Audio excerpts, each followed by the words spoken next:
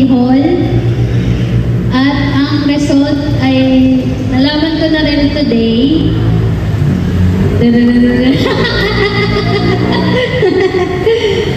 Actually, ha? Hindi ako sad ako. Joke lang. Finally, may work na ako sa City Hall! Thank you, Lord! Thank you, Jesus!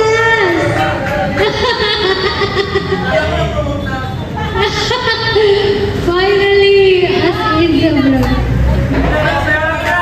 So, yung first fruit, alam niyo na yon, yung unang sahod ko kay Lord yun. So, thank you, naiyak nila kasi mula November, December, nagpe-pray talaga ako ng work. Tapos nung ayaw ko na mag-work, sabi ko, sige na nga, mag-vlog na lang ako. Full-time vlogger na lang ako, nakaka-receive na ako free samples, pwede ako mag-live. So biglang nakapasok naman ako sa job. Pinag-pray ko kanina, kinakabahan ako, pero nag-pray ako, Lord, kung will mo, mapapasa ko to. Kung hindi, wag mo ako ipasa. Ayokong ilagay mo ako sa hindi mo will. And thank God, kasi nung pagsakay ko ng jeep na wala lahat ng kaba, parang alam kong akin na yun. Confident na ako na akin na yun. And yun, sobrang thank you, Lord, kasi in-interview ako ng dalawang supervisor, I think so. Then, after that, in-interview ako ng HR.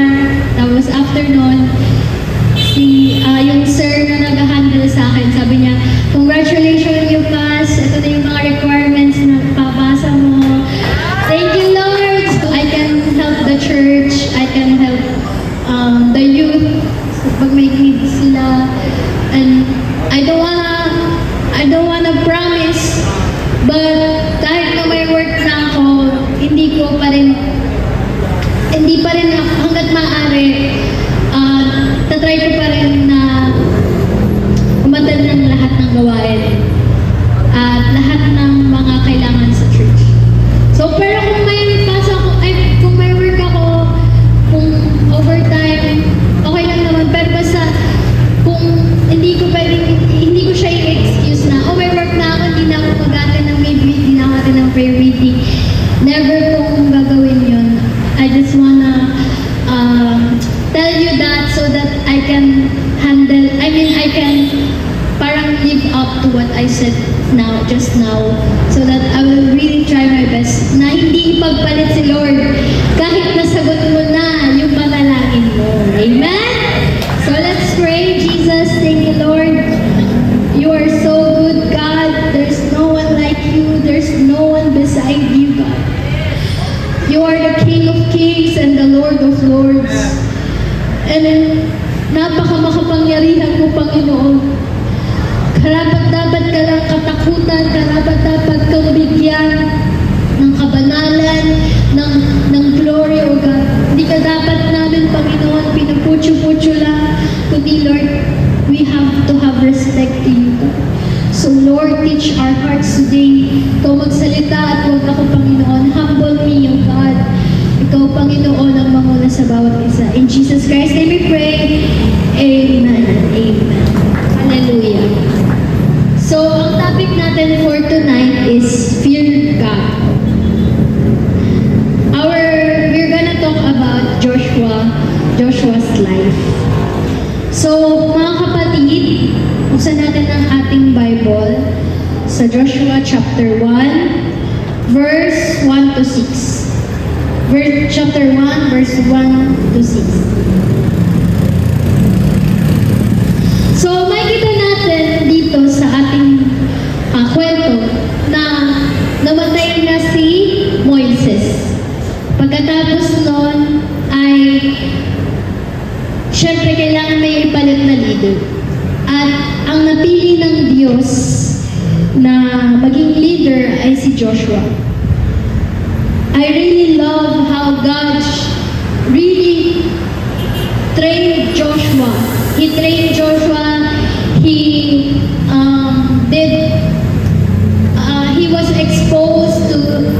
Spirit, to God's presence, si Joshua ay binigyan ng lakas ng loob ng Panginoon bago siya sumabak sa pagiging leader.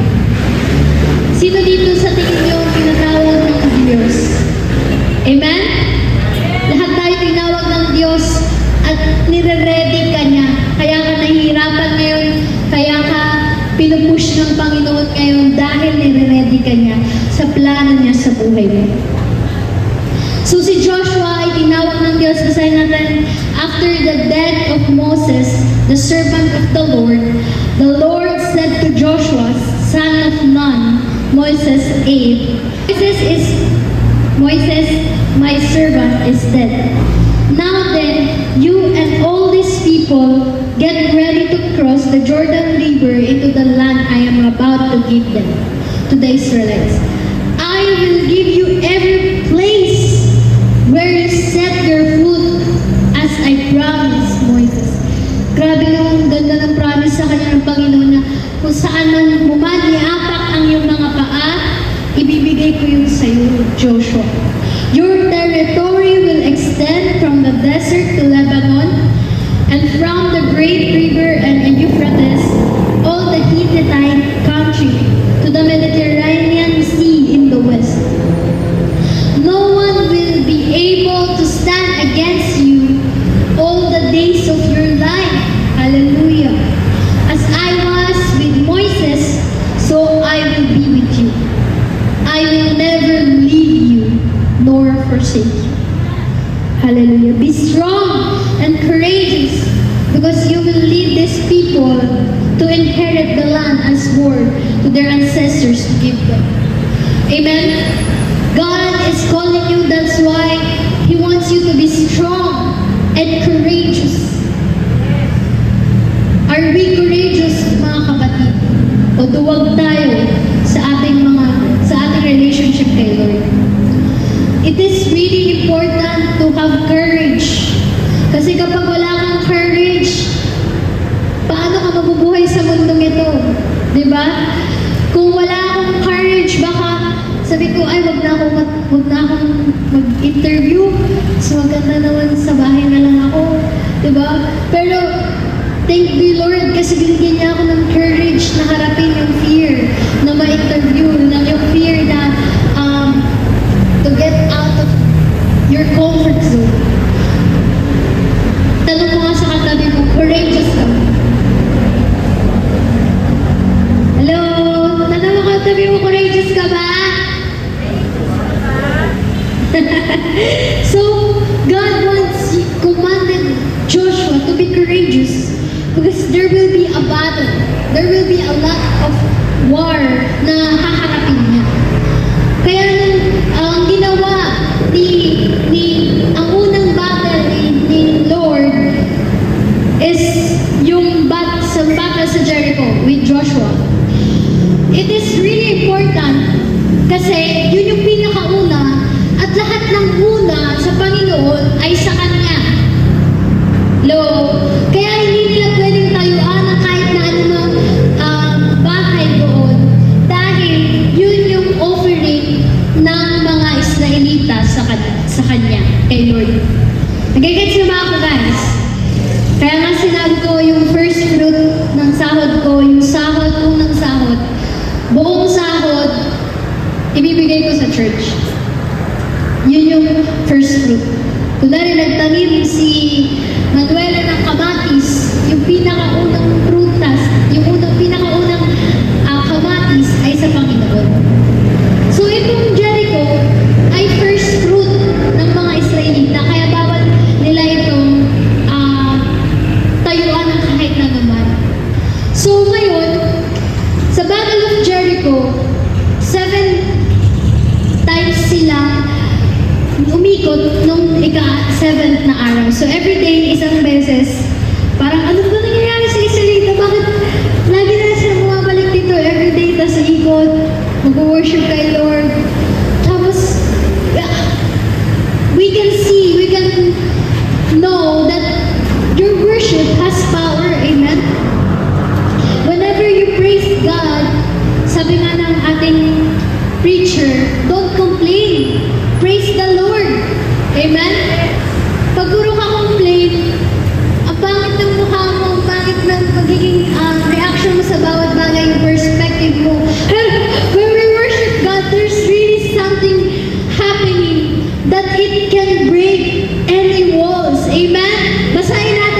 Joshua 6:20.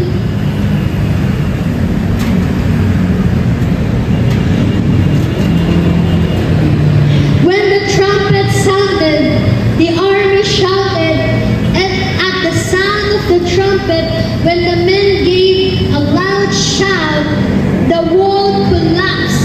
So everyone charged straight in, and they took the city. Amen. There is power in your worship in the Lord. When you worship God, you show that you are humble to Him. Na sinasabi mo na, Lord, tinatamad ako, ayaw ko na, antok na ako, pero sige, I will humble myself, I will worship you every day. Hindi lang dito sa church, hindi lang tuwing may tugtog sa harap ng simbahan, kundi araw-araw, Panginoon, praise will be on my lips. Amen? Praise forever, I will bless you, God, Jesus. We are not forever blessed ministry just because we want blessing, but we are forever blessed ministry because we also want to bless God. Amen? You are here to bless the name of the Lord. You have to really tell who He is in your life. Kaya ka nandito ngayon para sabihin sa iba kung sino yung Diyos sa buhay mo. Kaya nga tayo ay napapansin ko na dami na nating mga vloggers sa church. And I'm really happy kasi nasi-share natin yung word ni Lord. Nagagamit natin na lahat pala tayo dito ay may kakayanan na sumikat para sa Panginoon. Amen? Palakpakan natin ang ating Panginoon. Hallelujah. Hallelujah. But something happened. Si Achan na naging greedy. Meron siyang nakitang magandang balabal at mga ginto, pilak, at kanyang ibinaon sa saan? Nagbabasa ba tayo ng Bible, guys? Binaon ni Achan yung mga nakuha niya sa Jericho sa kanyang bahay, sa ilalim ng kanyang bahay, nabukay siya sa lupa. Sa kanyang tolda. Si Lord, sabi niya, lahat ng tao doon, magpatayin niyo. Lahat ng mga hayop, lahat sirahin niyo. Wala kayong ititira. Ginto, pilak, tanso, or lahat ng mga kayamanan nila ay sa akin. Ibibigay niyo yun doon sa kabanuntipan, sa kanyang sa kanyang church. If you take something para sa Panginoon, ikaw ay susumpain niya. Para sa Panginoon yon. Hello? Para sa Panginoon, yung kinuha ni Achan.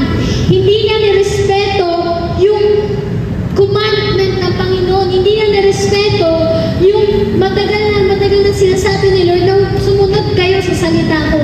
Kasi kapag di kayo sumunod, yari kayo. Pero yung kinuha niya na dapat para sa church, dapat para sa paglilingkod sa Diyos, inilagay niya sa sarili niya, binigyan niya yung sarili niya. Mga kapatid, ano ba yung mga bagay na kinukuha mo na para sa Diyos pala? Meron ka bang mga bagay na dapat ibigay mo sa Diyos, pero inaangkin mo? He did not respect God at all. And us, we can also say na hindi natin nire-respeto ang Diyos. Asan na yung takot natin sa Diyos?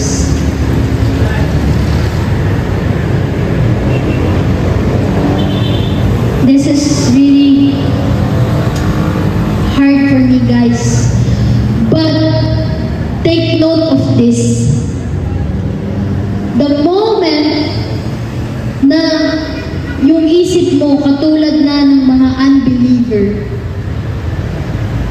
the moment na malayo ka na sa Diyos. Hello? The moment na nagko-conform ka na sa isip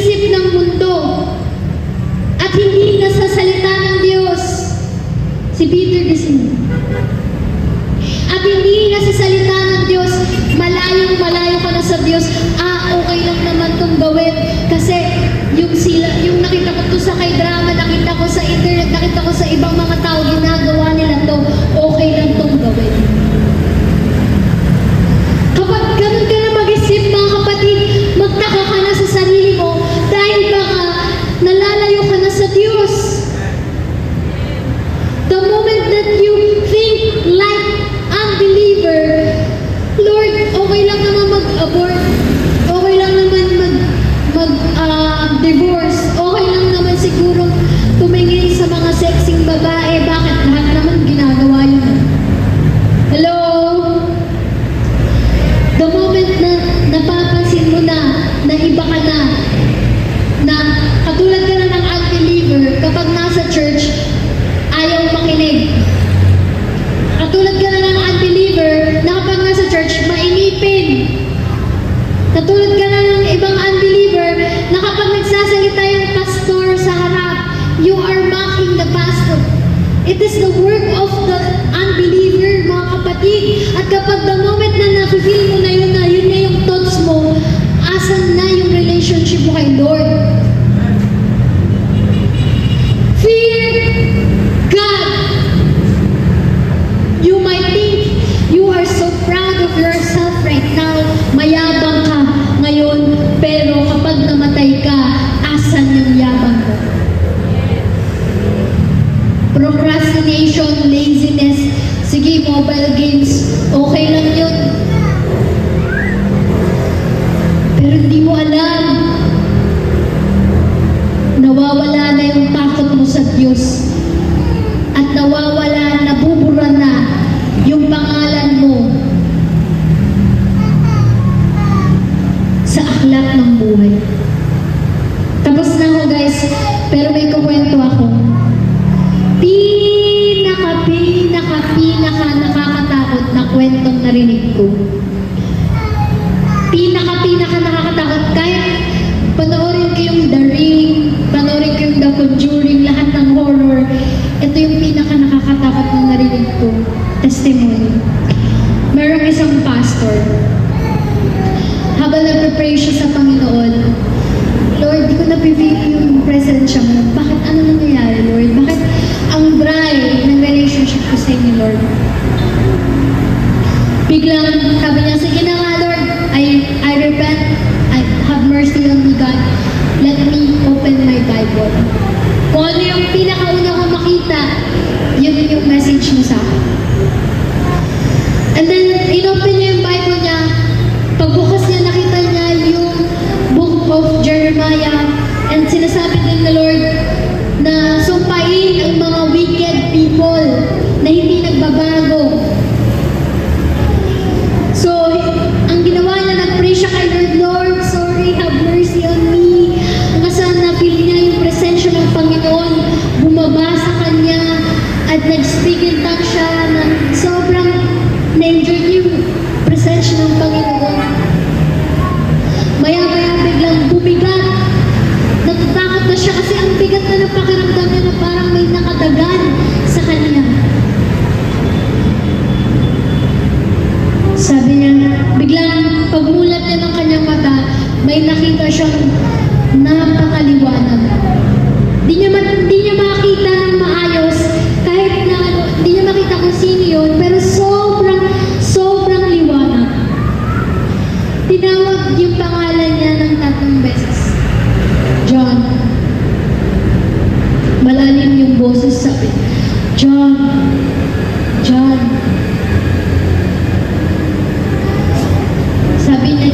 Sabi ni Lord sa kanya, guys, nakikinig ba kayo? Sinabi ni Lord sa kanya, John, I knew you since before you were born in this world. I called you, tinawag kita maging pastor, tinawag kita maging lingkod ko para i-share yung salita ko.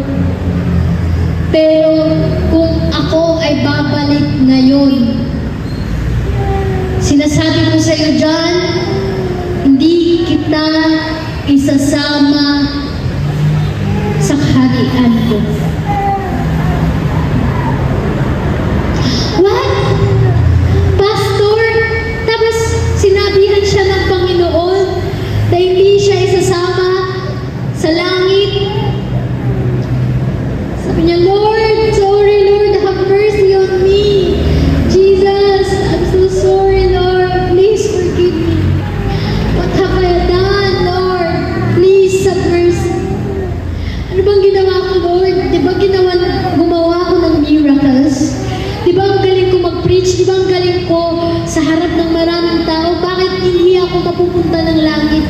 biglang nag-flash sa kanya na para bang sinihan.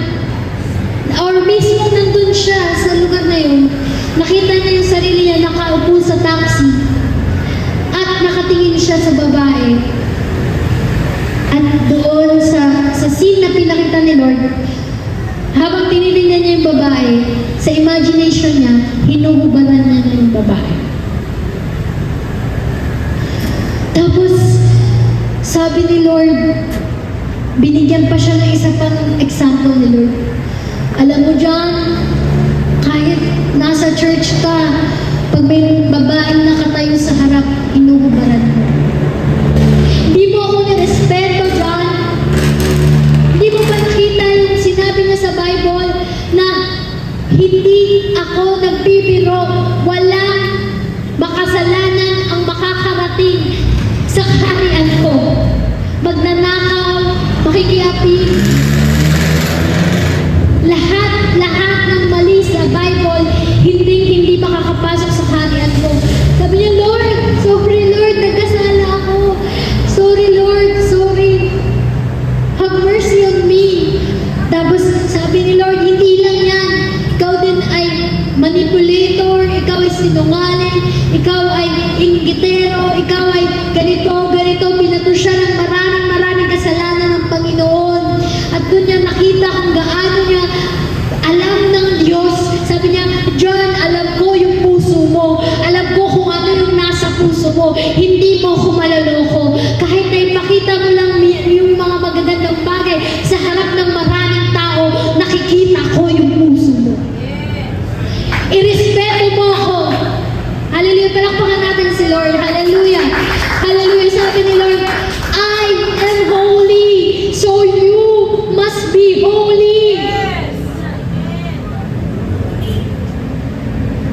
Hindi mo paluloko ang Diyos. Kitang-kita niya yung puso.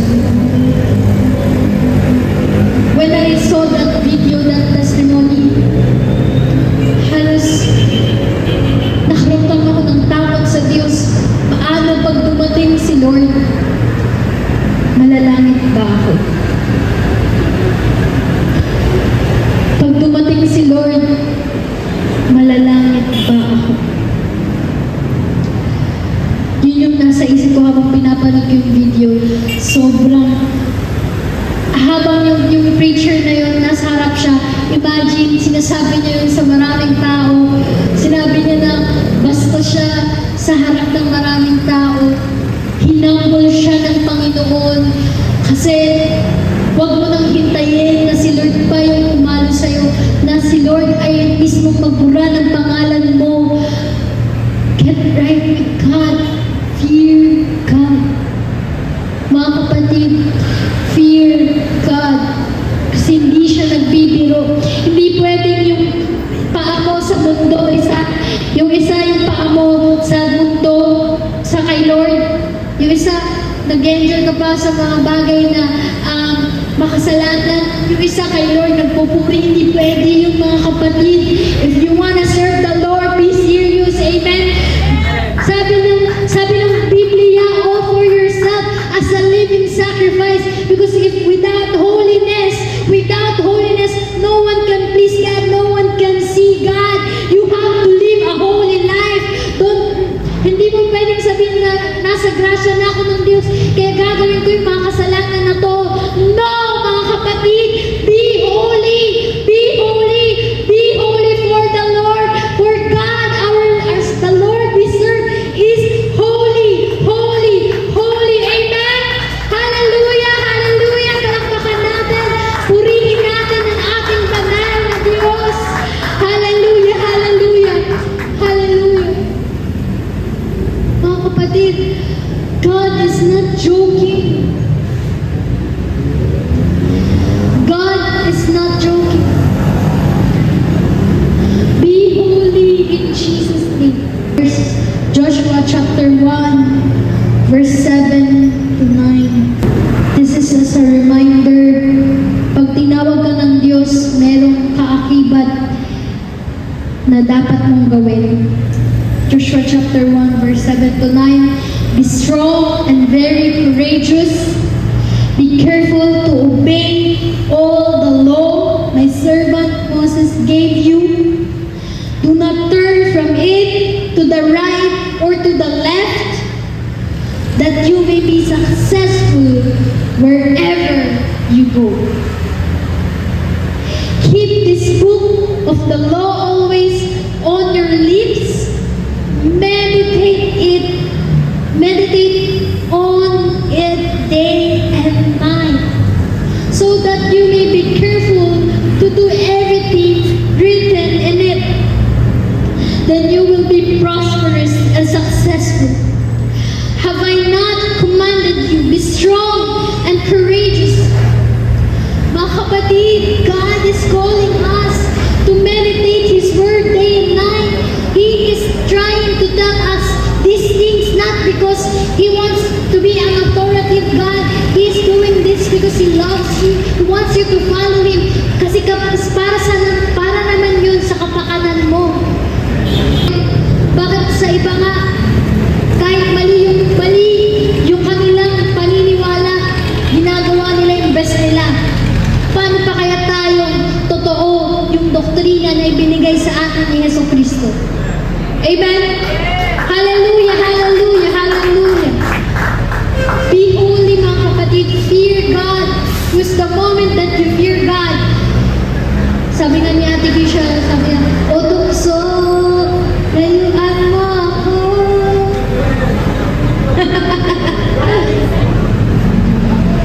Pero kapag ikaw ay may takot sa Diyos, kapag ikaw ay totoong naglilingkod sa Diyos at surrendered kay Lord, hindi mo sasabihin sa tukso na lumayo siya sa'yo. Ikaw mismo yung lalayo sa tukso. Amen? Ikaw mismo yung lalayo sa mga bagay na mabibigyan ka ng sitwasyon na magkakasala ka na, ikaw yung lalayo doon. Bakit? Kasi alam mo nakatingin yung Diyos sa'yo. Kasi alam mo yung puso mo ay tinatry ng Panginoon at kitang-kita niya kung ano yung iniisip at yung nasa puso mo. Huwag mo sabihin, tukso lumayo ka, ikaw na mismo. Sabi niya, submit to God. Sabi niya, resist the devil and he will flee from you. Amen? So sabi niya, I have commanded you, be strong and courageous.